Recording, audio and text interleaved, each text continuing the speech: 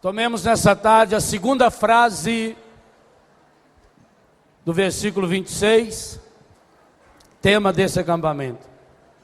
O que nos dizia as duas pregações da manhã, ficamos na primeira frase. Mesmo em cólera, não pequeis. E aí nós constatamos que cada um de nós está sujeito ao ressentimento. Ou melhor, sujeito à mágoa, à ira, à raiva, à indignação, à decepção. Mas que não podemos transformar isso em ressentimento. Pronto.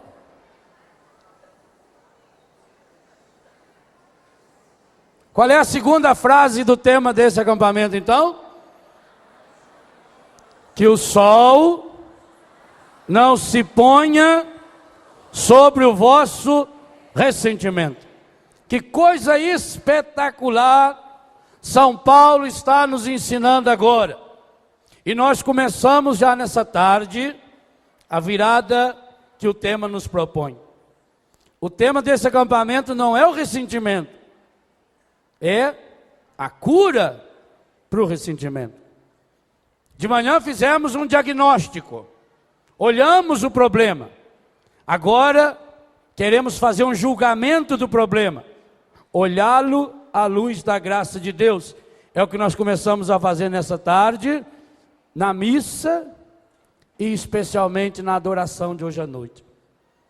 Pegar o problema e colocá-lo na ótica de Deus. E amanhã então, nas duas pregações da manhã, nós procuramos descobrir os elementos práticos para que se realize a nossa cura e para que se prolongue ao longo da nossa vida, a fim de que nossas mágoas não se transformem em ressentimento. E por que não pode transformar-se em ressentimento? Porque quando virou ressentimento, a mágoa é uma porta de entrada para o encardido em nosso coração. E aí é o jeito dele se aninhar em nosso coração. Que coisa espetacular, Paulo está ensinando um segredo. E o segredo é: não se ponha o sol sobre o vosso ressentimento. Eu quero abordar com você agora à tarde dois aspectos dessa ordem de Paulo. Primeiro, aquilo que ele observa quando o sol se põe. Você já deve ter jogado bola, já deve ter feito alguma ginástica, aonde você machuca a perna. Na hora a pessoa não sente muito.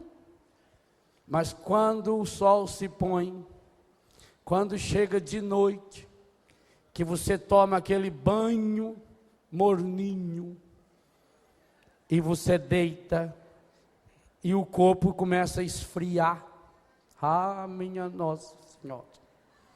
Ô dor, não é assim?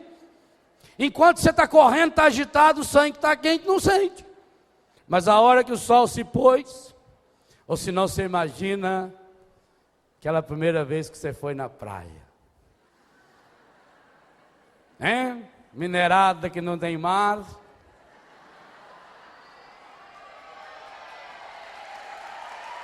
Aí foram para a praia. Aí chegou lá, quis ficar bronzeado num dia. Passa protetor. Não, quem passar protetor? Eu estou acostumada a lavar roupa lá, não tem problema não. Já compra aquele biquíni que nunca teve coragem de usar. Lá na praia tem muita gente que não conhece a gente, bota aquilo e deita na areia e vira. Então as mulheres que sortem até aqui atrás assim para não ficar a marca. Deita de costas, vai lá dar um mergulho e volta. Quer queimar o sovaco, quer queimar tudo. Leva matula, come lá, né? Aquela brisa do mar, a gente é gostoso, né? De vez em quando vai na água. Aí chega de noite. Toma um banho de água doce. Ai, meu Deus. Você vai olhando aquilo, tá? É um misto de roxo para cor de rosa.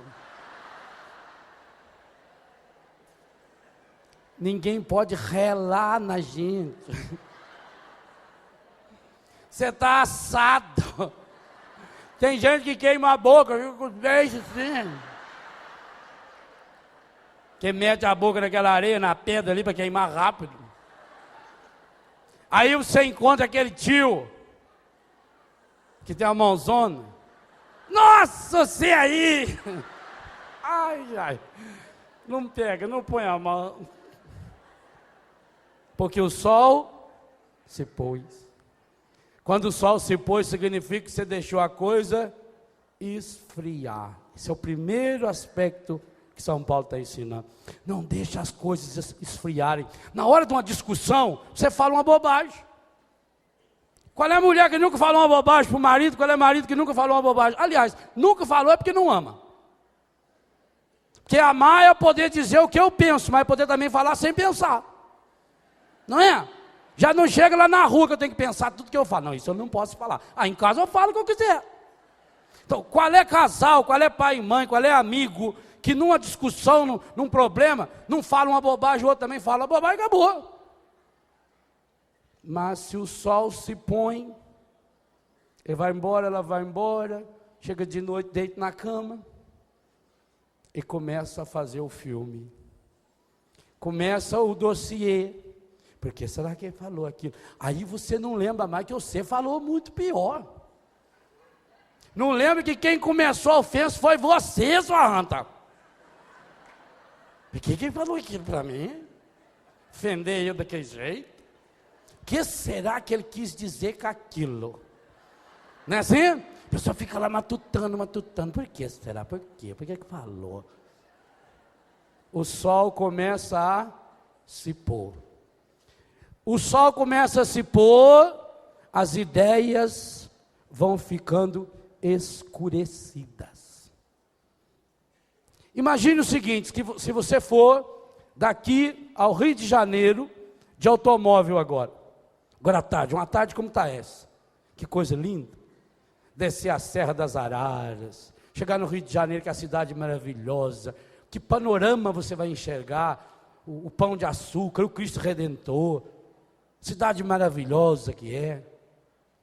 Quando você estiver descendo a serra, dependendo da luminosidade, se não tiver muita umidade no ar, você já enxerga lá a Baixada Fluminense, enxerga longe.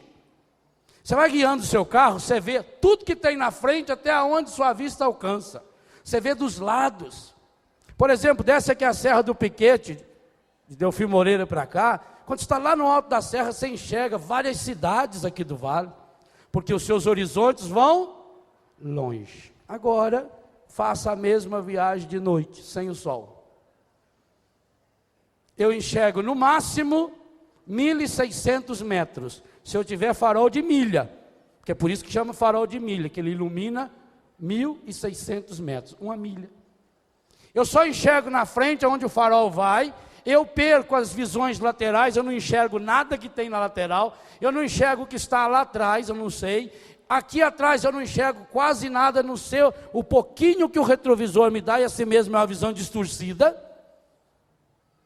Porque eu fiz a mesma viagem, só que agora o sol se pôs. De noite significa isso. Quando o sol se põe, significa que a gente não tem mais aquela visão ampla da realidade.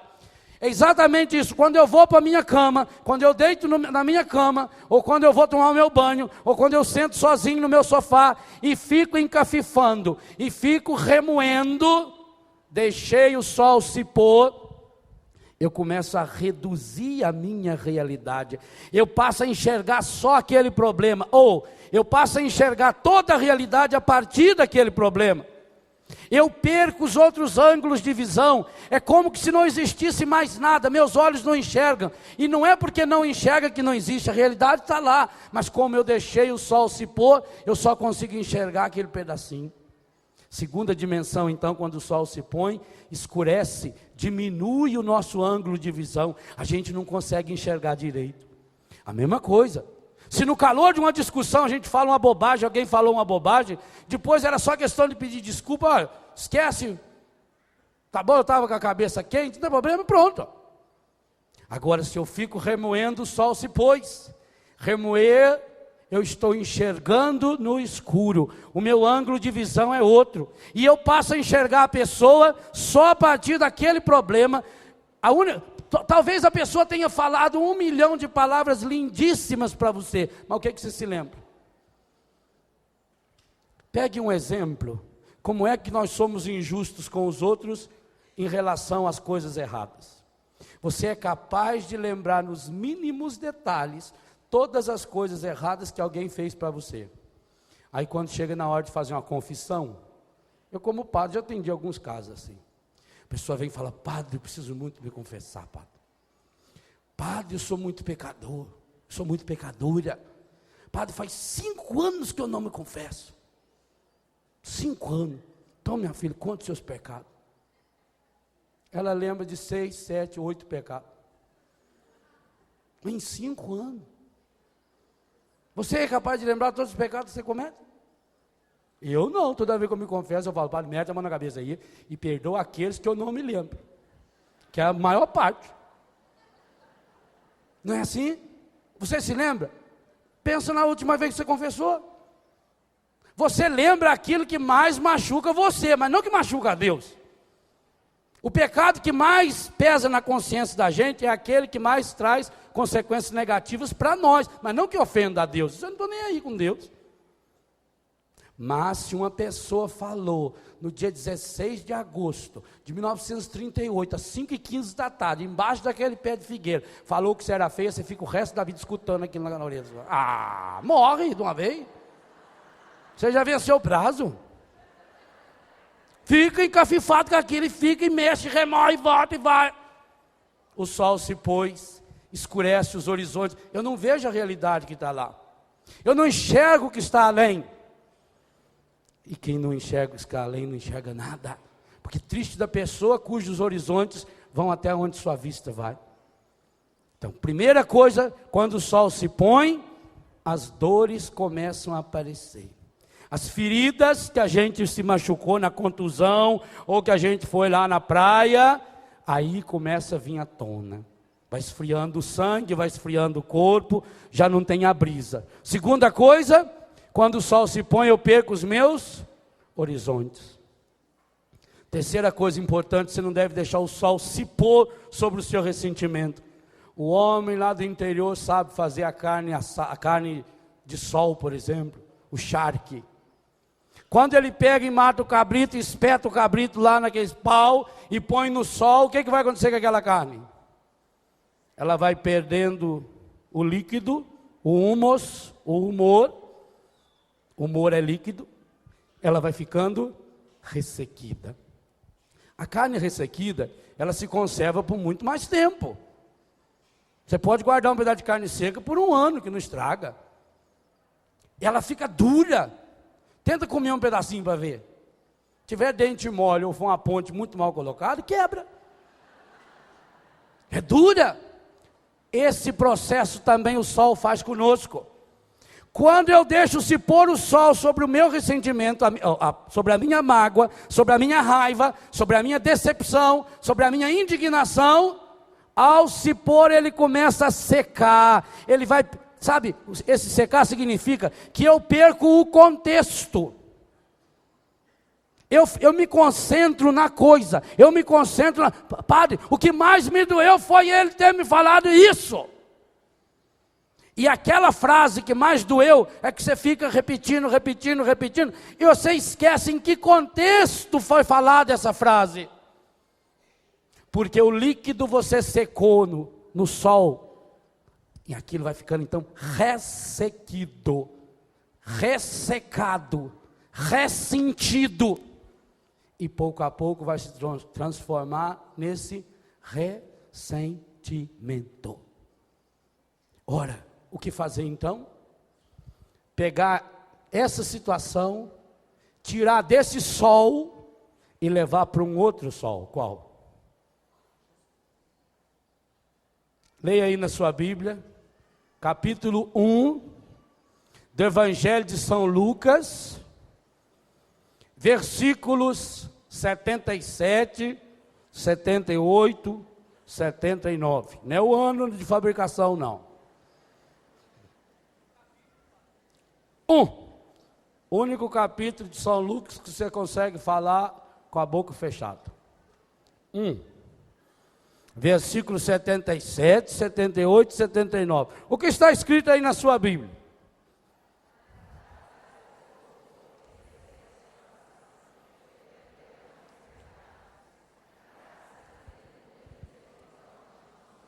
Graças ao quê? Essas duas palavras poderiam ser faladas mais altas. Graças à ternura. Graças à ternura e à misericórdia de nosso Deus, o que Ele vai nos trazer? Ele vai nos trazer do alto a visita do sol nascente. Olha o versículo 77. Para dar a seu povo conhecer a salvação, pelo perdão dos pecados, graças à ternura. O Padre Jonas falou isso ontem tão bem na missa de abertura. Graças à ternura e à misericórdia de nosso Deus, que nos vai trazer do alto a visita do sol nascente. Quem é esse sol nascente? E o que Ele vai fazer comigo e com você? Versículo 79. Há de iluminar os que jazem nas trevas, na sombra da morte, tudo contrário de sol, e dirigir nossos passos no caminho da paz. Aqui um roteiro da cura do ressentimento. Nós precisamos experimentar a salvação de nosso Deus, que nos vem pelo perdão dos pecados. De quem? Pecados de quem Deus vai nos trazer em Jesus? Meu e seu.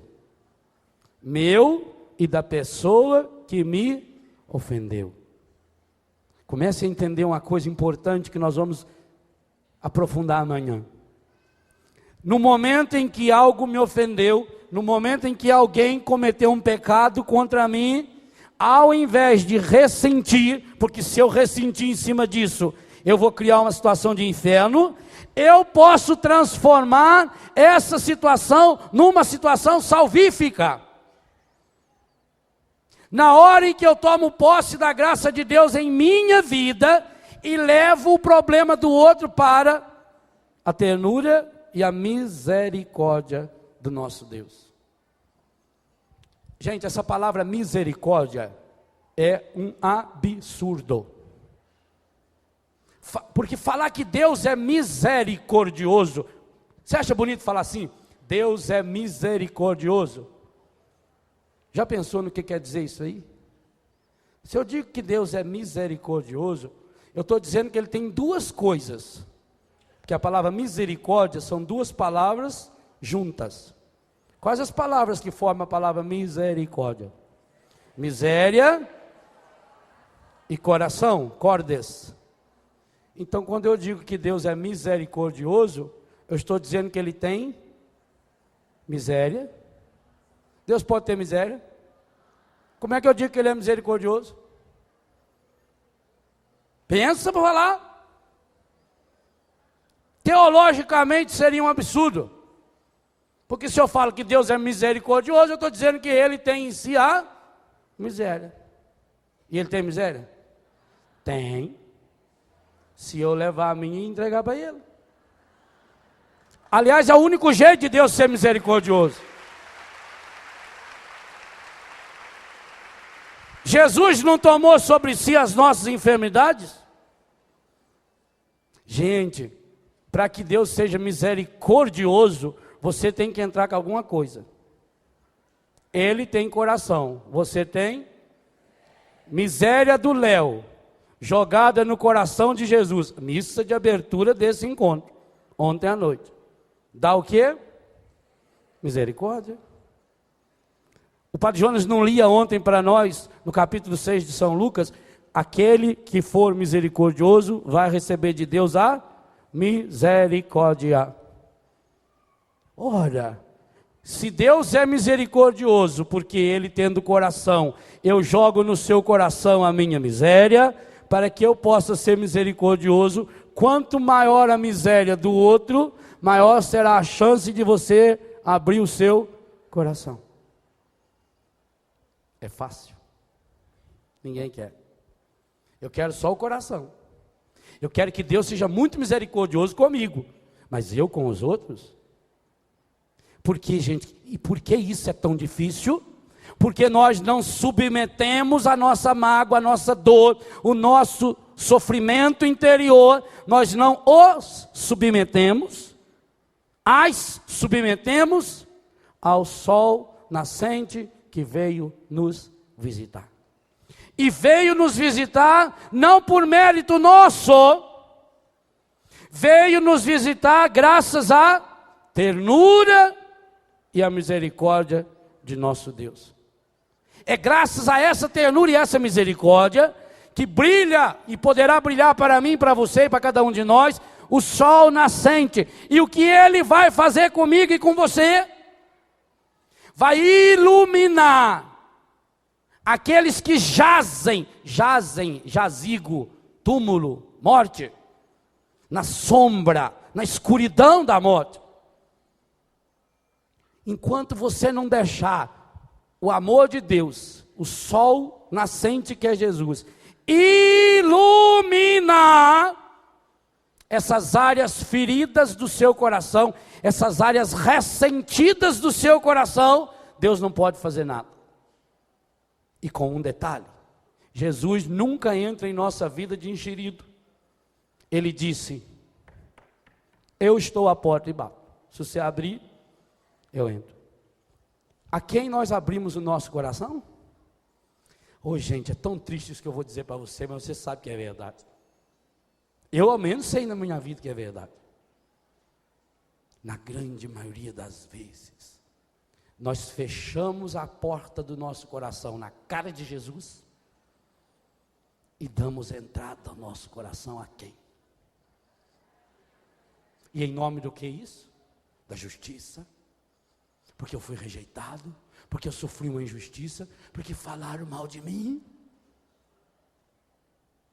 Então, quando nos acontece alguma coisa, o encardido sopra, e isso é coisa dele, sopra no seu ouvido, que você precisa ou inventar uma desculpa, ou achar um culpado. São duas palavras medonhas no processo do ressentimento. Nós nos governamos entre esses dois horizontes. Ou eu acho um culpado, ou eu me desculpo, que vira um só. Para me desculpar, eu preciso achar um culpado.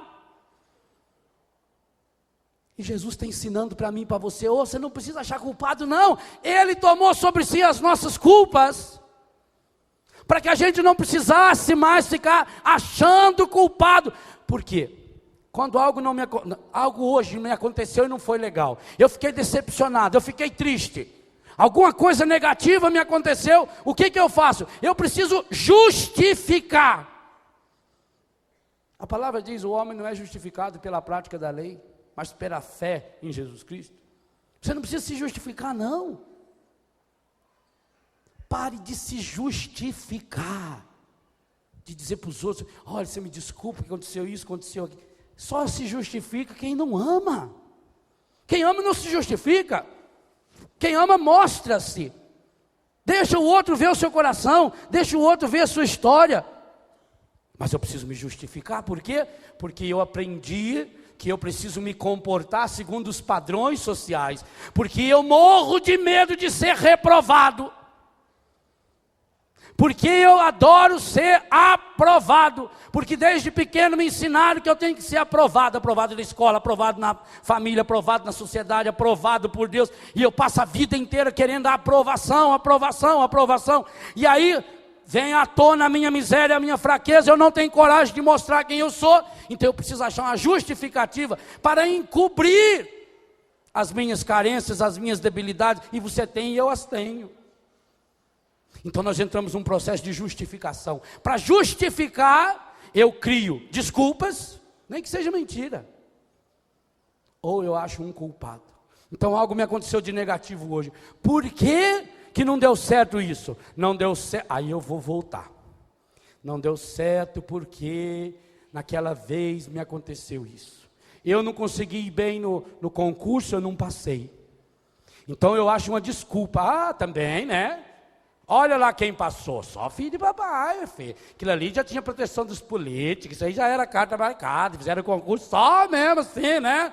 Inclusive teve uma moça lá que me contou que ela sabe de fonte segura. Ela não quer se revelar porque ela vai se comprometer muito, porque ela tem uma tia que trabalha lá na prefeitura também. Então ela não pode estar falando, mas que ela sabe, ela já viu lá que estava tudo pronto assim. Os caras inclusive receberam na internet, já veio a cópia.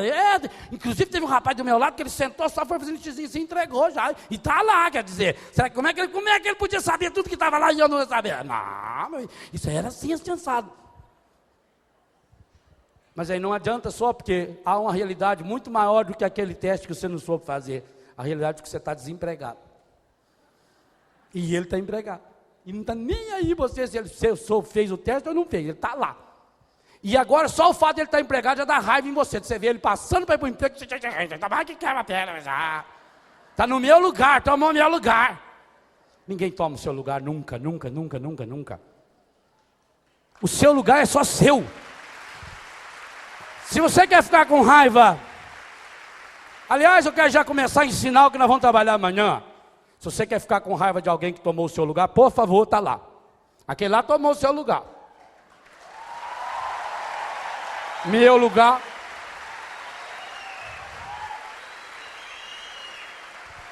Não sei se você sabe. Aquela cadeira lá é você sentar lá. Não. Ele tomou o seu lugar. Então, se quiser reclamar para alguém que tomou o seu lugar, vai lá, fala para ele. O senhor tomou o meu lugar. Pode sair aí, que era eu que tinha que estar aí. Não é assim? Então a pessoa precisa justificar. Por quê? Além de não passar no concurso, está desempregado. E aí está desempregado e começa a escutar o quê? A mãe falando, também você não trabalha. O pai falando, como é que o rapazinho lá que formou muito mais depois de você, como é que ele já está trabalhando e você está ainda desse jeito? Olha o filho do fulano, olha o filho do ciclano, olha o que eu faço para sustentar você. Está vendo? Não é assim? Aí começa as cobranças, aí eu tenho que me justificar. E não adianta nada justificar, porque há um fato consumado. Eu estou desempregado. Aí você se prepara para novos desempregos. Porque aí você não se cuida, aí você está sempre mal-humorado, aí você não estuda mais. Que adianta estudar? Isso aí só entra lá quem tem amigo político, quem é parente, não adianta nada estudar. Aí você não estuda, aí não arruma emprego, vai piorando cada vez mais. E aí depois, meu Deus, por que será que tudo acontece comigo assim? Aí você vai rever sua história, mas também, né? Desde pequeno, né mesmo? Isso aí começou quando eu tinha uns 8 anos, mais ou menos. Aquela professora, ela não gostava de mim. Por que será que ela não gostava de mim? Aí você vai criando o filme da professora. E aí tem que contar para os outros. A gente sofre tanto. Olha, se eu fosse contar minha vida para o senhor, para dar um livro. Não escreve que eu não quero ler essa porcaria desse livro, não. Ô livrinho ruim, Está justificando. Adianta eu justificar quando eu tinha 8 anos, o professor não gostava de mim? Não adianta nada. O fato é eu estou desempregado, desatualizado. Agora faz 3 anos que eu não sei mais nada da minha profissão. E eu vou ter que entrar numa fila aí, porque para aquela profissão eu não dou mais. Agora vou tentar qualquer outra coisa. Mas você vai lá para aquela fila e fica lá reclamando e contando.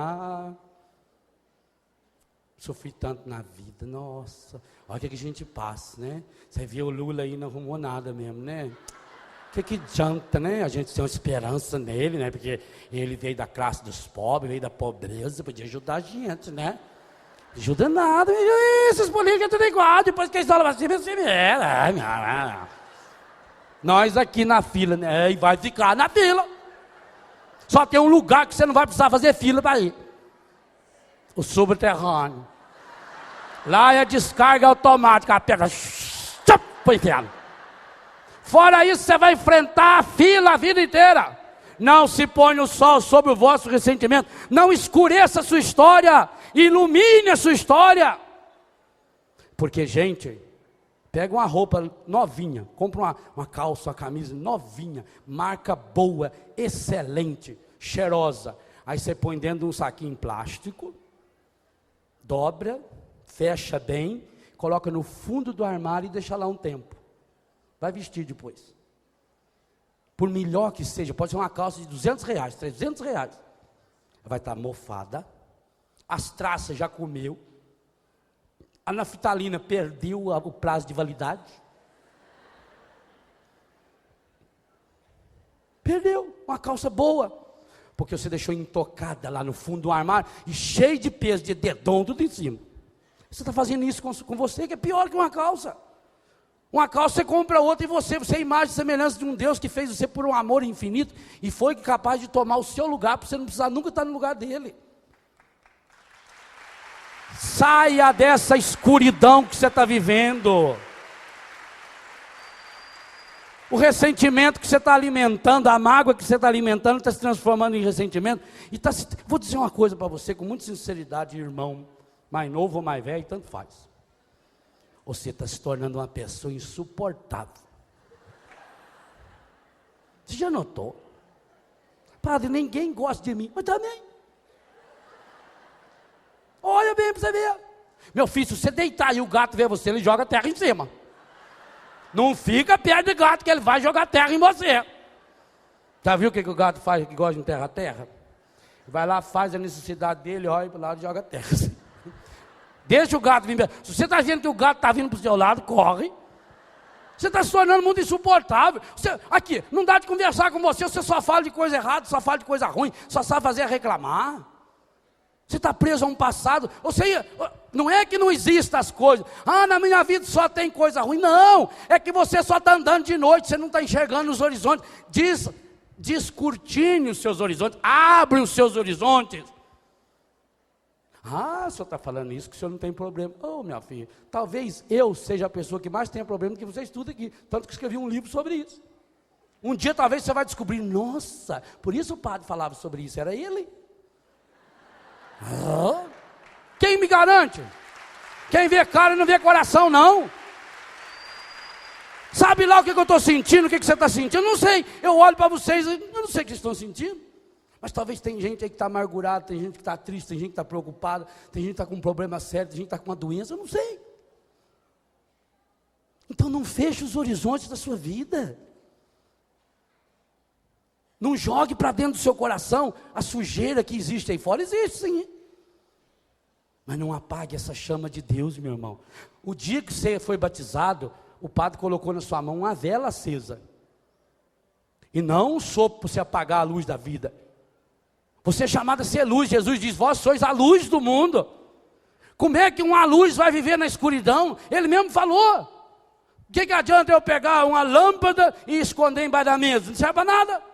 Você está fazendo isso, está pegando a luz de Deus que está no seu coração, na sua vida, e escondendo essa luz, tapando essa luz.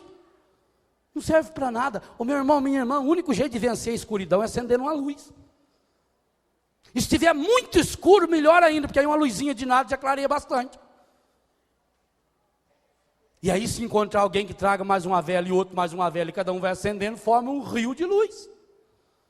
Agora, você apaga a sua, fica soprando a dos outros, ainda está reclamando que aquela luzinha está incomodando já. Sai dessa, não se põe o sol sobre o vosso ressentimento. Põe as suas roupas no sol, está fedendo, põe no sol. Ou se não, é porque você tem demais, partilha um pouco, porque está sobrando, tanto que você não usa. Então partilha um pouco, dá para quem precisa. Tem gente que nunca vai ter esse problema de mofar a roupa, não tem. Tem 2 ou 3, enquanto lava uma, está vestindo com a outra, não tem problema. Você não está mofando seu coração, porque você precisa se justificar. E para me justificar, eu tenho que achar culpados. Quem são os culpados por tudo de ruim que aconteceu na minha vida? Você vai voltando. Foi minha professora, foi aquele colega, foi o namorado que eu tive, foi o fulano, foi uma vizinha, foi um vizinho, foi um tio, foi meu irmão mais velho, foi meu pai, foi minha mãe, foi meu avô. Porque agora, padre, eu entendi. Eu fui numa festa da nossa família, eu tive uma tia, mas ela me contou, agora eu sei, só sabe para todo problema nosso, é meu bisavô. O problema foi meu bisavô. Meu bisavô ele tinha um olho gordo.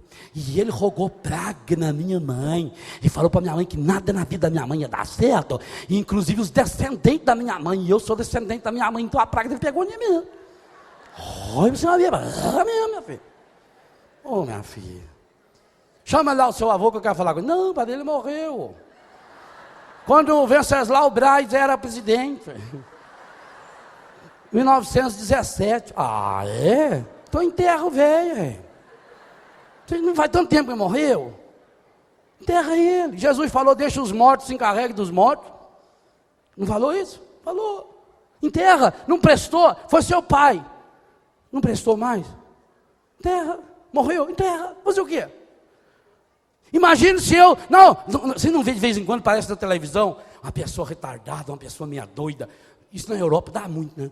Estados Unidos, aí descobre que faz 5 anos que está mantendo o corpo da avó, da mãe, do marido, dentro de um quarto lá, de uma geladeira, guarda o defunto lá, coitado, você vai, olha a cabeça,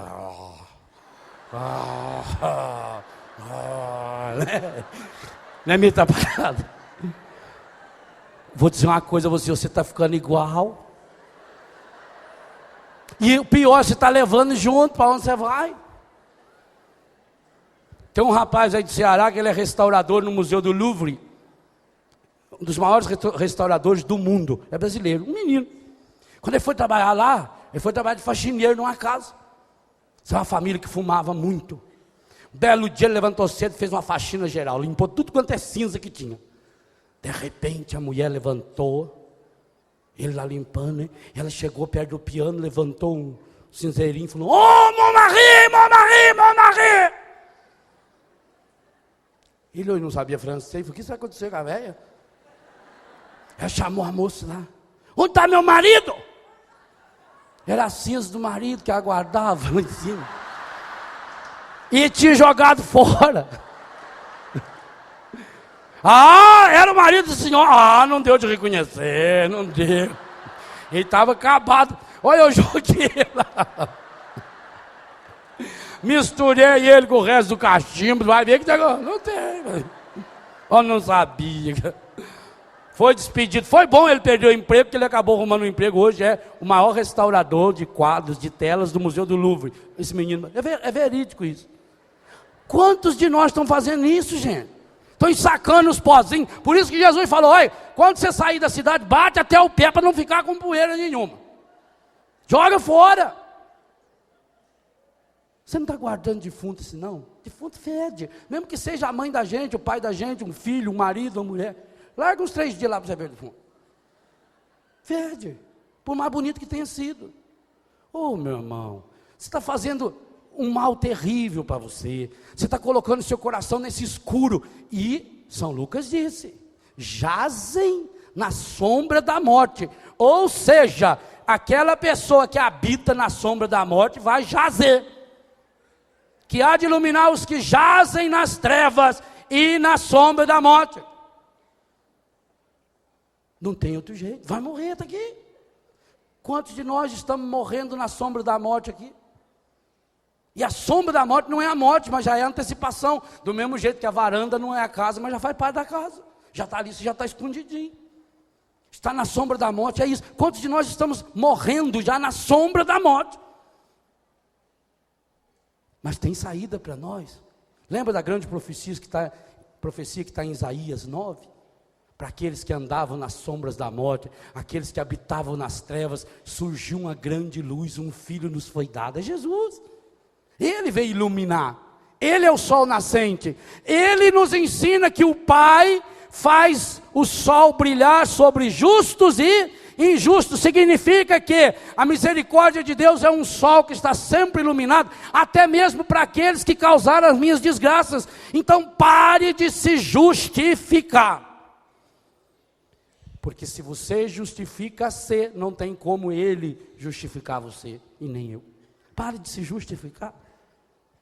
Jesus disse, e ontem o padre nos relembrava isso na homilia, ele não veio para os justos, ele veio para os... Você quer Jesus na sua vida, então a primeira coisa a fazer, não se justifique, porque quando você se justifica, você não precisa mais de Jesus. Para que vai fazer na sua vida se já é tão justo, se já é tão bom, você já sofreu tanto na vida, para que mais? Você não precisa mais de Jesus. Não se justifique. Não se justificando, não vai atrás de desculpas e nem de culpados. Não queira achar culpados. Meu irmão, minha irmã, eu estou aprendendo cada vez mais uma coisa muito séria na vida. As desgraças são inevitáveis. Elas acontecem. Não tem como prever, não tem. Você não sabe, daqui a pouco um ferro desse despenca cai na minha cabeça. Ou na sua. Isso não tem como evitar. Agora eu tenho que cuidar, no que depender de mim amarrar esse ferro, eu vou amarrar. Eu tenho que fazer as coisas certas. E sabedoria das sabedorias, aprenda com os erros, especialmente dos outros. Mais sábio será o homem e a mulher que aprender com os erros dos outros. Quando você viu falar que alguém deu um tiro no ouvido e mata, não precisa dar no seu ouvido. Fala, não, matou ele, não é bom não. Aprenda com os erros dos outros. Não se culpe. E não tenta achar culpado. Mas então, padre, como é que o senhor me explica que isso aconteceu? Só tem uma pessoa que pode explicar bem para você. O encardidor. Ou os seus auxiliares. Por isso é só você ir em centro espírita, terreiro de macumba, que lá eles vão explicar direitinho para você. Já notou como é que eles explicam tudo isso? O encardido explica, Jesus não explica. Se você for perguntar para Jesus, você vai sair mais machucado ainda. Porque Jesus nessas horas, gente, ele é mais grosso que o Padre Léo com raiva. Eu nunca chamei ninguém dos meus de Satanás, ele chamou Pedro. Eu nunca chamei ninguém de cadela, ele chamou aquela mulher lá. Não chamou? E ela latiu atrás dele.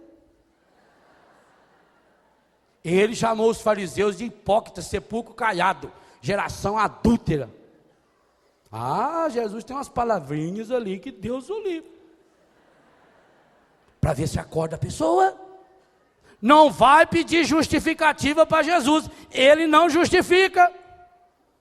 Se você quer uma explicação por que aconteceu aquela desgraça na sua vida, por favor, não venha em acampamento, vai no centro espírita, vai num terreiro de umbanda, de macumba, vai lá no mapa astral, vai lá na nova era, vai lá nas bruxarias, vai lá, entra debaixo daquela pirâmide, mas tem que ser da original, daquela grandona lá mesmo, que tem lá no Egito. Vai lá e eles vão te explicar para você, vão dizer para você que isso aí é porque você em outra encarnação, você foi um burro, e que aquela pessoa que é a inimiga sua, ela era criadora de burro, e ela fez você sofrer muito. Tanto que você veio para essa reencarnação e continuou sendo o que era antes. Então agora sabe. Porque você na vida passada, eu não posso entender como é que uma anta acredita em vida passada. É burro demais, gente. Só uma pessoa tapada. Aliás, São Paulo fala isso aí no capítulo 4, versículo 17 de Efésios. Essa gente que tem... São Paulo é muito delicado, né? Ele fala assim, essa gente que tem o entendimento obscurecido. É uma forma muito delicada de falar, é uma anta, é tapado. Entendimento obscurecido é burro de pai, de mãe, de família inteira. O que adianta eu saber que a minha bisavó foi uma égua do faraó, não sei de onde? Se eu não era o faraó, não sou faraó, não uso égua. Olha, não vai adiantar o quê? Deixa de ser besta. Perigo, agora o problema é o seguinte, e aí vem a coisa grave. Por que São Paulo escreveu com essa profundidade esse texto? Não se põe o sol sobre o vosso ressentimento, quer dizer, não escureça a sua mente, ilumina, usa a inteligência. Porque você começa a ir lá, eles vão pegar. Gente, você já notou que o encardido é terrível? Ele, para seduzir a pessoa, ele pega o quê? O ponto fraco. Ele fala em reencarnação. Você que está sofrendo a perda de um ente querido, vem aqui que eu vou interpretar o que ele mandou uma cartinha para você. E a pessoa olha e fala, nossa, padre, a letra é igualzinha. Claro, pois nunca viu a letra do marido. Nunca escreveu um bilhete na vida para ele, não sabe nem o que isso é. E aí a pessoa vai, eu fiquei tão consolado. Nossa, padre, ele é tão católico. Eu tenho uma imagem de Nossa Senhora, parece que ela do Rincão, uma imagem bonita de Nossa Senhora. Tem uma imagem de Jesus. E outro, inclusive, não cobra nada. Não cobra nada. A moça lá falou, se quiser dar uma ajuda, assim, um jutório, né? Só para queimar as velas lá, os óleos, porque eles gastam muito, a pessoa sabe, né? Igual a igreja, essas coisas gastam mesmo, né? Energia. Mas se quiser dar, mas ele falou, nossa, ele só falou coisa boa. Ele falou para mim ficar sossegado, meu marido está num bom lugar. Ele tá rezando para mim lá, tá? É? Igual ele rezava antes já com a senhora mesmo, né? Ô, meu irmão, para com a bobagem. Morreu, acabou. E você vai logo. Viva hoje. Amanhã você não sabe se vem. Não justifique. Não tenta achar culpados. Não vai atrás. Gente, nós vamos fazer um acampamento aqui em novembro sobre esse tema. Exatamente porque o Padre Jonas teve a inspiração de escrever esse livro, Sim, Sim, Não, Não. E eu já disse, esse tem que ser o livro mais lido do Padre Jonas. Você que já tem, compre mais 10. E vai distribuindo para as pessoas. Eu estou falando muito sério isso aqui. Muito sério. E disse isso para ele no dia que ele lançou o livro. Porque, gente, o demônio está usando dessa. Vocês vão ver no acampamento de cura e libertação. Ele está usando dessas áreas frágeis da pessoa. Ele usa da dívida, pessoa desesperada. Ele usa do desemprego.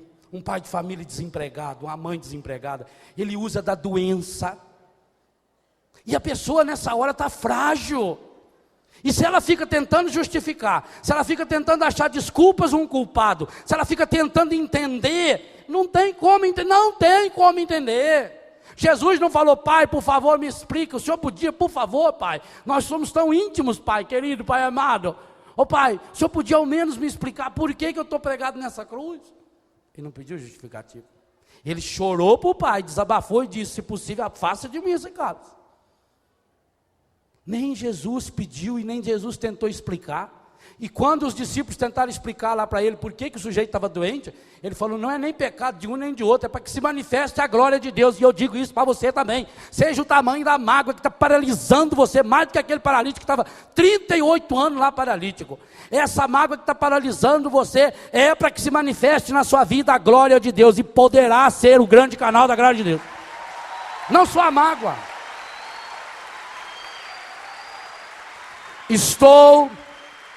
Estou cada dia mais convicto de uma coisa. Essa desgraça que aconteceu com você, ou que está acontecendo com você, poderá se transformar na maior de todas as graças da sua história. Se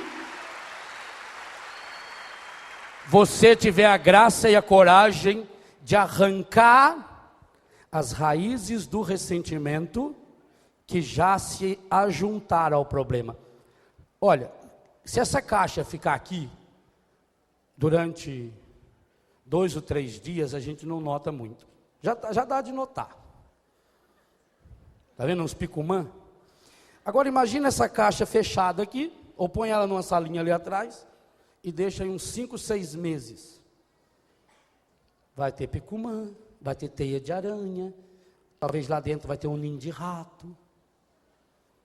A mágoa é exatamente isso. Eu tenho um problema, estou com uma doença, estou com uma dívida. Essa caixa é um problema, eu tenho que resolvê-lo. Então, eu tento achar desculpas e culpados. Eu tapo o problema.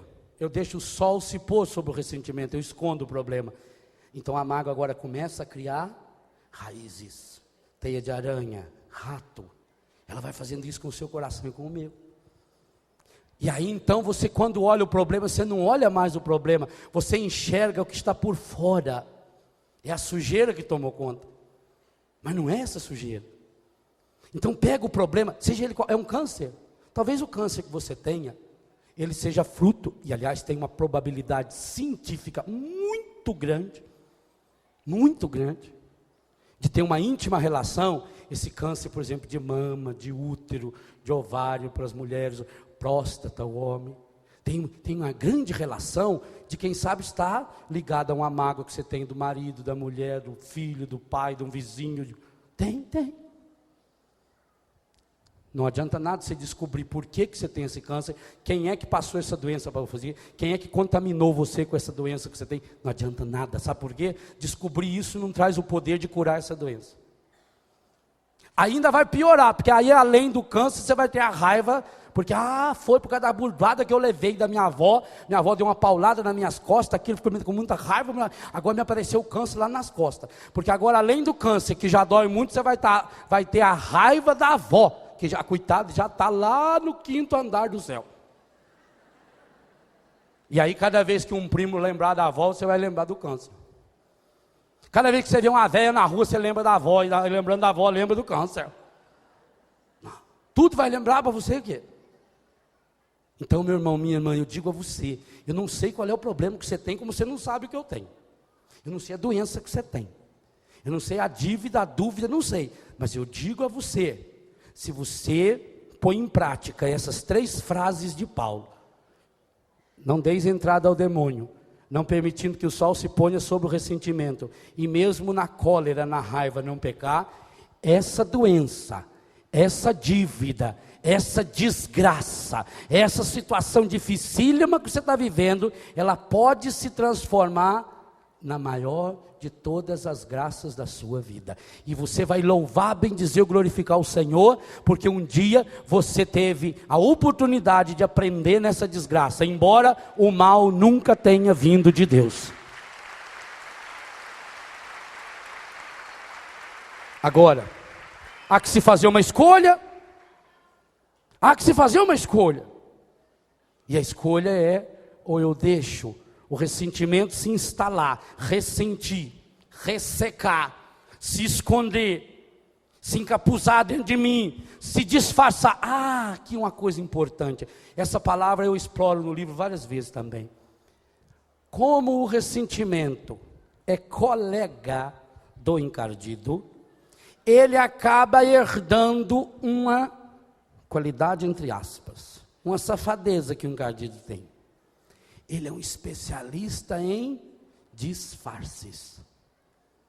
Por isso que a gente não percebe quando um ressentimento está se instalando no coração assim, que ele disfarça.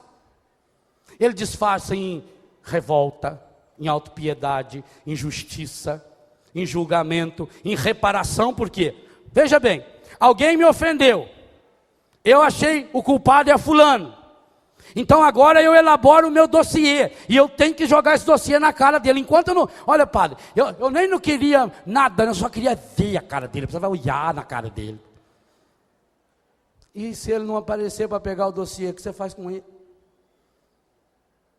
Talvez a única coisa que você queria é que alguém pedisse desculpa para você. Padre, eu só queria que ele me pedisse desculpa. Sim, pedir desculpa, por acaso, vai resolver o problema? Se ele pedir desculpa e você aceitar, é porque ele não teve culpa. Se ele não teve culpa, a culpa é unicamente sua. Não adianta. Desculpa resolve. Achar o culpado resolve. Vai ressuscitar a pessoa. Pense naquelas pessoas que passaram por situações terríveis na vida, de ter a morte de um ente querido, um assassinato. Pensa na mãe de Santa Maria, de Santa Maria Gorete. Pensa nela. Pensa nela ter que ir lá dizer para o bandido, eu perdoo você. Adiantava ela culpá-lo? Não ia trazer a menina de volta. Achar culpados não resolve o problema, piora. Sabe por quê? Porque quando eu faço o levantamento, o dossiê, para jogar a culpa em alguém, o dossiê vira-se uma cadeia, aonde eu prendo a pessoa. Eu preguei o bandido, padre, eu consegui pegar. E prendeu ele aonde? Aqui dentro. o seu coração passa a ser uma cadeia, aonde você prende esse bandido. O único lugar que ele está preso é aqui dentro. Lá fora ele está livre. A mágoa é o processo pelo qual o demônio faz com que uma dificuldade se transforme em ressentimento. O ressentimento é o processo pelo qual o encardido mora de aluguel no nosso coração. E pagando uma ninharia. Sabia disso? O encardido não pode morar no seu coração. Não pode. O seu coração tem uma marca que está na carta de Paulo aos Efésios. Está selado para o dia da sua vitória, para a herança. O demônio não pode morar lá.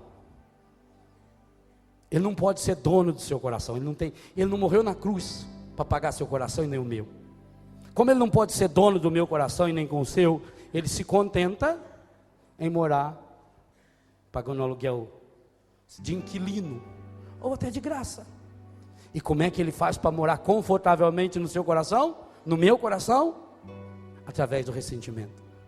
Quando o sol se pôs sobre o nosso ressentimento, nós nos fechamos no problema, nós guardamos o problema aqui dentro, nós o realimentamos pela lamúria, pelo murmúrio, pela lamentação, pela reclamação, e isso vai mexendo na nossa corrente sanguínea. O cérebro avisa, o coração vai batendo aceleradamente, o fígado vai eliminando o colesterol, os rins não funcionam direito, o intestino se descontrola ou prende, a perna fica bamba, eu fico com mais raiva ainda, e eu vou ali, olha o processo que nós estamos criando, um processo de realimentar o inferno dentro de mim, e aí vem o murmúrio, e aí vem a lamentação, e eu estou achando culpados, e eu estou na máscara, e qualquer coisinha então me ofende, porque eu estou todinho contaminado. Por que qualquer coisinha me ofende, qualquer coisinha me machuca? Porque eu estou todinho ferido, o encardido já está se alastrando dentro do meu coração, porque Jesus pode entrar dentro do meu coração, no seu corpo, sangue, alma e divindade, que é a Eucaristia, que nós vamos receber daqui a pouco.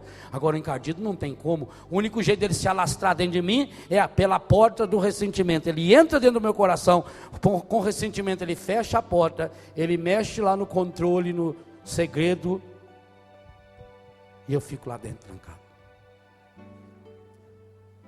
Eu não sei se você já foi, e se não foi, peça a Deus a graça de ir um dia, em Jerusalém,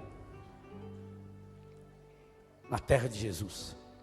E uma das experiências que vai chamar muito sua atenção, de toda pessoa que vai a primeira vez chama muito, porque depois a gente acostuma um pouquinho, é quando a gente vai ter que entrar no túmulo de Jesus. Depois que você sobe a Via Sacra toda, todas as vezes que eu fui, graças a Deus, eu sempre fiz questão de fazer a Via Sacra pelas ruas, e aliás eles respeitam muito, tanto os judeus, os árabes, a gente ia passando e rezando. Depois fazia questão sempre de carregar a cruz um pouquinho. Fazíamos a Via Sacra todinha. Entrávamos em cada lugar, mesmo se é atrás de uma igrejinha, um lugar pequeno, onde está a estação, a gente vai. E depois de subir, aquela caminhada longa, você chega na igreja, onde está o Santo Sepulcro, a igreja do Calvário. Você entra, do lado está o Calvário onde foi crucificado. É lindo, lindo. Lugar que Jesus morreu. Logo aqui assim tem uma pedra, como esse avancei aqui, onde o corpo de Jesus foi colocado. Ali a gente se ajoelha, põe a mão e reza. E depois, normalmente você tem que entrar numa fila para entrar no túmulo de Jesus. Porque para entrar no túmulo de Jesus é uma porta talvez mais baixa do que essa estante. E talvez nessa largura. O túmulo de Jesus, para a gente entrar, a gente tem que fazer assim, e lá dentro já é maior. E aquilo sempre mexe muito no meu coração, porque eu entendi, e agora escrevendo esse livro entendi melhor ainda. Sabe por que a gente tem que se abaixar para entrar no túmulo de Jesus? Porque o perdão é uma porta pela qual só passa quem tem a coragem de se curvar. Pai Santo, Pai querido, Pai amado, a grande graça que nós queremos pedir nesse acampamento, a graça de aprendermos a nos curvar. Não curvar-nos sob o peso do pecado, da doença, do egoísmo, Nós precisamos da graça de curvar-nos para entrarmos no túmulo de Jesus. Porque na morte de Jesus, quando o véu do santuário rasgou-se, quando o sol desapareceu e houve trevas em toda a terra. O sol desapareceu na hora da morte de Jesus, para que nunca mais desaparecesse sobre o nosso ressentimento, que também acabaria levando-nos à morte definitiva. A graça que nós precisamos, Pai, muito. E penso que esse também é um sinal profético, que nesse acampamento nós estamos abençoando a pedra fundamental do novo rincão. Porque é preciso estender, aumentar cada vez mais as tendas, porque esse Deus que faz uma tenda para o sol, nós precisamos estendê-la para que cabem muitas pessoas, longe do sol, não só do sol que queima, mas do sol que faz com que as situações de mágoa, de raiva, de ódio, acabem se tornando ressequidas. É profético, Pai, que nessa tarde estaremos abençoando a pedra fundamental do novo rincão, porque a Canção Nova precisa se tornar cada vez mais um lugar de cura, o santuário da restauração. E essa palavra eu penso no contexto da cura do ressentimento, para que sejamos homens e mulheres restaurados. Nós precisamos permitir que a pedra fundamental da nossa vida seja abençoada. E nunca deixar nenhuma pedra fundamentando a nossa vida que não seja abençoada. As pedras amaldiçoadas da mágoa, do ódio, das culpas e das desculpas, das justificativas. É profético, Pai, que hoje nós estejamos ampliando, começando a construir esse sonho sonhado, e porque partilhado é realidade. Do mesmo jeito que nós queremos, Pai, que eventos como esse cheguem ao coração da humanidade inteira, fechada nas trevas do egoísmo, do ódio, da mentira, deixando-se levar pelas falsas doutrinas, as falsas religiões, que ensina as soluções mágicas, pecaminosas, justificativas, mas que acaba afundando. Nós queremos esse rincão grande, para aprendermos, Pai, a passar pela porta estreita do túmulo de Jesus, a porta estreita do ressentimento. Pai, nós precisamos esticar nosso coração, para que caiba muitas e muitas pessoas, feito o coração de seu filho. Mas para isso, Pai, nós pedimos, olhe agora para cada um de nós, põe a mão no seu coração e peça, nessa tarde, Pai, sonda-me com a sua compaixão. Olha hoje o meu coração, Pai, sonda-me com a tua misericórdia, ternura e compaixão, porque eu quero começar hoje, Senhor, essa vida nova, restaurada, curada. O Senhor sabe, Pai Santo, Pai querido, Pai amado, quantas e quais são as desgraças, as dores, as doenças, os problemas pelos quais eu estou passando. E muitos deles, Pai, por minha própria culpa. Até hoje eu tentei dar desculpas, ou me culpar, ou culpar os outros, porque eu fiquei reclamando das pessoas que tomaram o meu lugar. Mas hoje eu entendi, Pai.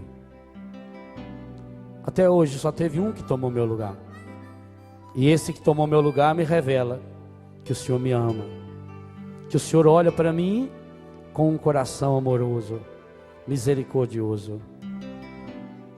E por isso hoje eu quero parar de me maltratar, como eu venho fazendo, com as mágoas, que eu vou deixando virar ressentimento. Eu não quero mais pecar. Não, Pai, eu não quero mais escurecer as trevas em torno da minha vida, e que me afunda tantas e tantas vezes.